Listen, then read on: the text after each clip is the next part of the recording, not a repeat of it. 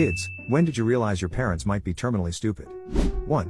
When my father went on Facebook and explained all about how the earth is flat. My grandfather actually told him to change his name since dad is named after granddad. 2. My dad texted me recently to let me know that this is the only year where your age plus the year you were born equals the current year.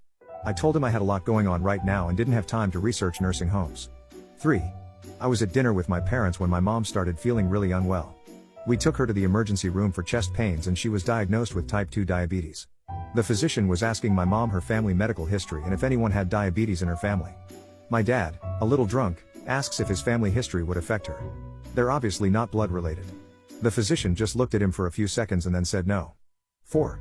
One night my dad went to the McDonald's drive-thru and spent a solid 3-ish minutes talking to the trash can and getting angry it wasn't responding. 5. My mom wanted to drive to the new Google office building to complain about her Yahoo email account. I barely managed to convince her that they are different companies. 6. My parents made me take piano lessons since I was 9. When I told them I wanted to be a professional pianist, they were ashamed. 7. My dad ate baby shower favors made of soap that he thought was molded chocolate. Twice. 8. In high school, grades were posted online.